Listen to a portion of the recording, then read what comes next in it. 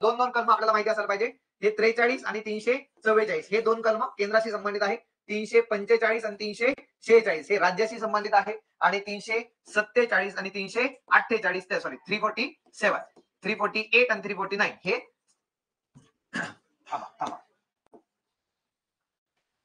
347 झालं ना 8 आणि 9 हे कलम न्याय व्यवस्थेशी संबंधित आहे.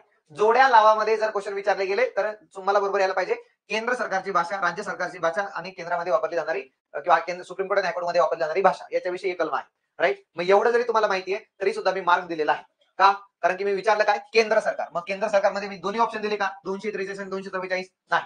याचा अर्थ काय माहिती असायला पाहिजे ते मी क्लिअर केलेलं आहे. कळालं का? राईट. ठीक आहे. तर साधारणपणे या कलमांमध्ये पर्टिक्युलरली याच्या राजभाषा आयोगावर राज्यसेवा पूर्वला क्वेश्चन विचारला गेला होता.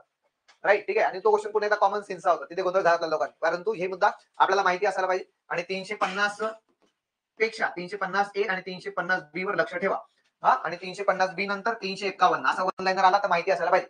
350 ए आणि 350 बी हे भाषिक अल्पसंख्याकांसाठी आहे. कोणासाठी? फक्त भाषिक अल्पसंख्याक. भाषिक अल्पसंख्याक म्हणजे कोण आहे भारतामध्ये? महाराष्ट्रामध्ये देश स्तरावर भाषिक अल्पसंख्याक नाही. जेवढे काही भाषिक अल्पसंख्याक आहेत ते कुठे आहेत? राज्य पातळीवर. राज्याची प्रमुख भाषा बोलण्या व्यतिरिक्त जेवढ्या भाषा राज्यात बोलल्या जातील त्या सर्वांना काय म्हणतो आपण? भाषिक अल्पसंख्याक. आणि त्यांच्यासाठी सरकारने एक आयोग नेमावा आणि इथे 350 ए मध्ये काय आहे? प्रायमरी एज्युकेशन राईट ना त्यांच्या भाषेमध्ये उपलब्ध होईल याची काळजी राज्याने घ्यावी. आणि बी मध्ये तो अधिकारी आहे ज्याची नियुक्ती राष्ट्रपती करतील तर त्यांच्या कल्याणासाठी काम करेल. राईट. या अनुषंगाने हे दोन कलम आहेत परंतु इथे फक्त भाषिक आहे.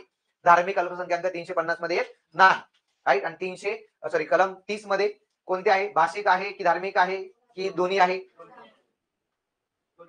धार्मिक आहे का? भाषिक आहे का? भाषिक आहे का? दोघी आहे. तिकडे दोघी आहेत. इथे फक्त भाषिक आहे. आलं लक्षात? राईट. ठीक आहे. आणि 351 हे केंद्र सरकार हिंदी भाषेला प्रोत्साहन देईल. राईट. किंवा प्रोत्साहन देण्यासाठी केंद्र सरकार प्रयत्न करेल. इथं केंद्र आणि राज्य आलं तर गोंधळ होईल. हे सगळे क्वेश्चन मी पुढे टेस्ट करेल तुम्हाला. आलं लक्षात? राईट. माहिती असायला पाहिजे.